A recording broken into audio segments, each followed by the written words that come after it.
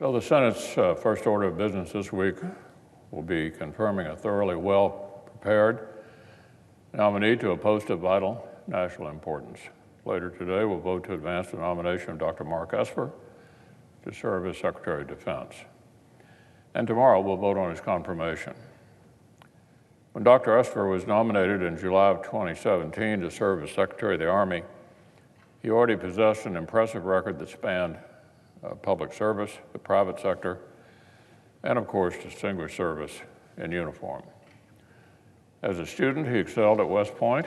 He served honorably in combat during the Gulf War as an infantry officer with Kentucky's own 101st Airborne, the Screaming Eagles.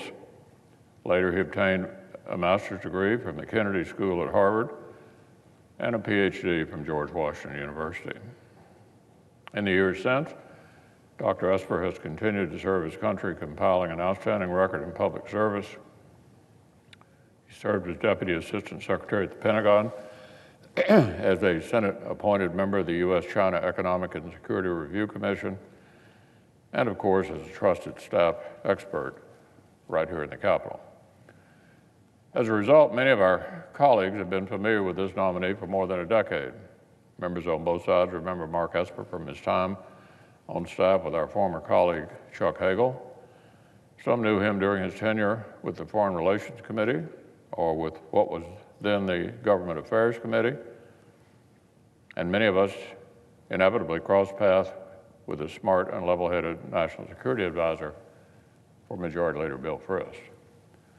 So when President Trump first nominated Dr. Esper to be Secretary of the Army 2 years ago, my colleagues and I were well acquainted with his expertise, his professionalism, and his patriotic dedication to the men and women who serve to keep us safe.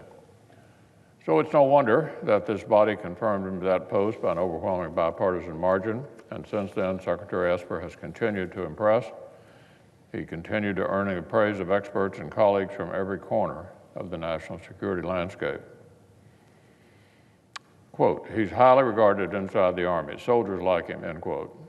He's, quote, someone who can work across the aisle, somebody who can work with Congress. Additionally, somebody superbly well qualified by experience and temperament for the position. Another quote, the nation would be lucky to have Mark serve in any capacity. He's particularly well suited to step into one of the most important jobs in the world.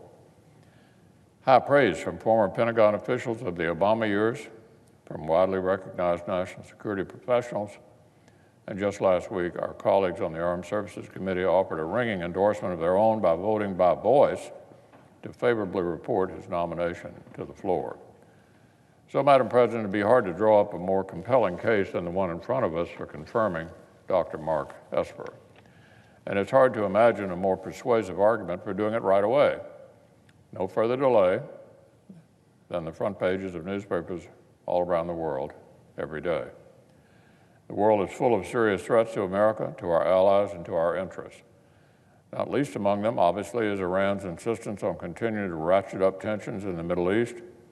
Having a Senate-confirmed Secretary of Defense, especially one of this quality, could not come a moment too soon. So in closing, Madam President, when Secretary Esper took his last job, he wrote Army personnel a letter that laid out 3 priorities: readiness, modernization, and reform. Since then, he's played an active role in this administration's effort to restore the primacy and lethality of America's fighting forces and the success of defense authorizations and ongoing operations abroad bear his fingerprints. Every day we're reminded that this work continues, and we're reminded why. So today, my colleagues should be proud to join me in voting to advance the Esper nomination and put the right man on the job.